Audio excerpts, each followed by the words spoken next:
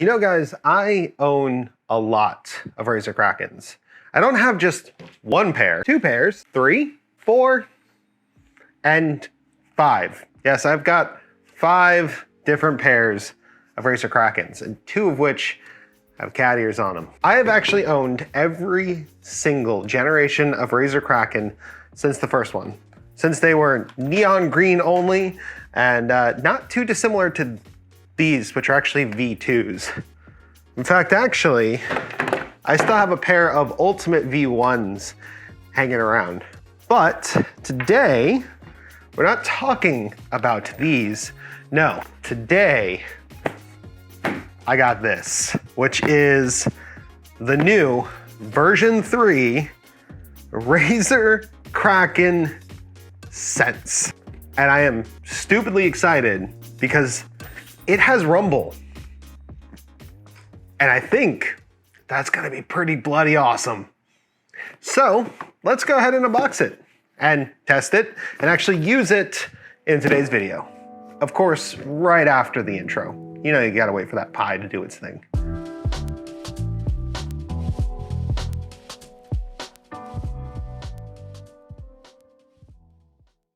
Hello and welcome. My name is Wolfie and you're watching GreaterThanPie. Today, I've got the Razer Kraken V3 Hypersense, which it's a really long name actually. And yeah, there's a lot about them that's actually pretty cool. So they have their Triforce 50mm drivers in here. They have Razer Sense haptic motors, which are just branded for them. It's also THX certified, but Razer owns THX, so I mean, we could go to the THX splash screen and see how that feels. Also, it's got RGB because it's Razer, and because it's got RGB and this haptic motor, it is going to be using the USB standard. That doesn't have USB because those aren't the right ones.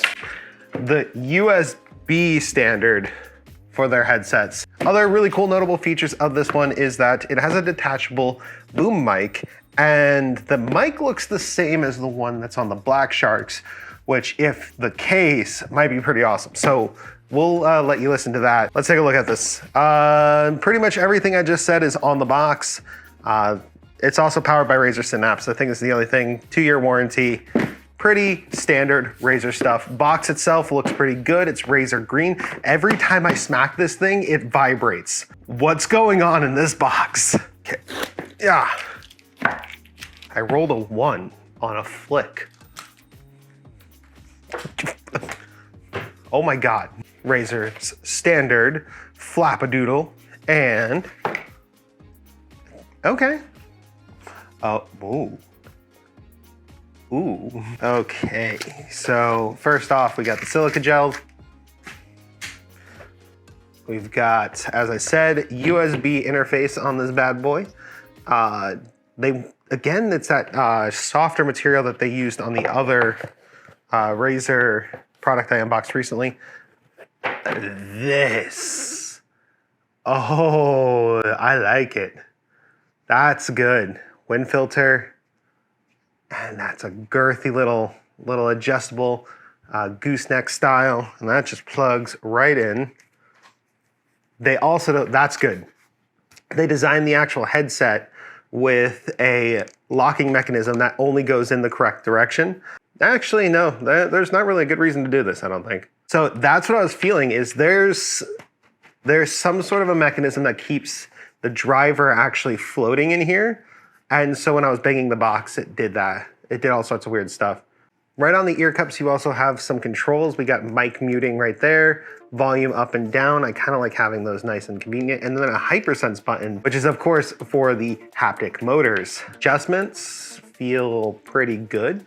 They didn't do that split design. It's actually much more like standard headphone. Of course, they still have the measurement system on the side, which is great.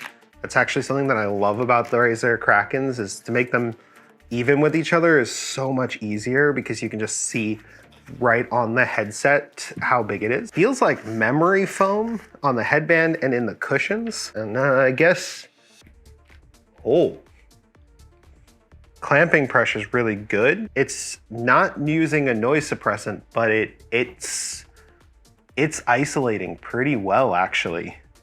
Like, I can barely hear outside of the headset, which is crazy. And if I had this microphone in, but so, I mean, gaming headset wise, it's a very minimalist, I guess that's a good way to put it. It's a very minimalistic gaming headset. It doesn't look super, super gamery. The only thing left in the box, of course, is our Razer product guide, our welcome to the cult thing, and oh, stickers. There we go. So let's actually plug this into the PC, and I guess the only thing that we should do is probably just play some games with it and let you hear what the microphone sounds like, because I actually have very high hopes for this. Okay, so from this point on, we're going to be actually using the headset microphone to kind of speak so you guys can hear it, so that you guys can kind of see how it sounds and how it handles background noise, etc. We actually have the ambient noise reduction turned on, vocal clarity, and volume normalization on. All these are on Razer's own software, and I'm being attacked by a hand. So we actually have the mic equalizer as well, which I've set to the broadcast, which is very similar to how I set my Go XLR. So I think that's going to be a sound that's very familiar to me. More importantly, though, like, all of this is super, super simple. We also have audio equalizers. We got music, movie, game. Go to THX website. They have the THX Deep Note. So let's see how this goes.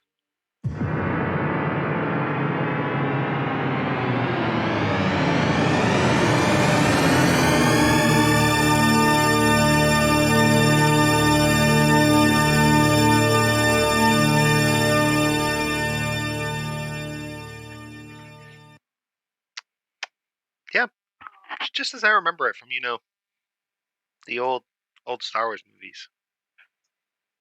There were a couple different things that was in front of that I went to the theaters for. So I've been using these headphones on and off for the last couple weeks, and I've got a bit to say about them. So let's address the most important thing. One, the audio rumble effect. This effect is, well, it's hard to say, because sometimes it's amazing, and in other times, it's pretty bad, actually. At its maximum setting, it is just a little bit too much. But when it comes to the lower settings on this, specifically medium, it works pretty well.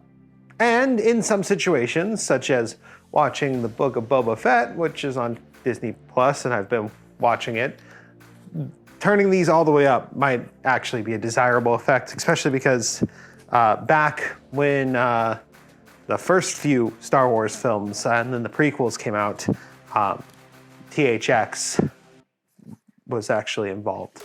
Specifically, the prequel trilogy has a bit of a nostalgic sound with the drivers in here, which these are THX certified drivers, but I think I've brought it up in the past. Razer owns THX. When it comes to gaming though, I can take it or leave it in most cases. Because it's based off of audio cues, any game that has a deep, bassy audio hit will cause rumble. So one of the games I like to play is Phantasy Star Online 2, and because of that, unfortunately, this rumbles every time I hit an enemy, which is a bit much, and turning it down makes it so that it doesn't rumble at all. Now, in games like Minecraft, where every block is also a bassy hit, it might be desirable. It's up to you. Where I found that it actually is best is somewhere like a first-person shooter. When something like a grenade goes off, you can feel the rumble of that, and that is where the rumble effect probably was designed. It was designed for games like that. The thing is, the drivers are actually really good on here. Like, the highs and the lows on this headset are really, really good.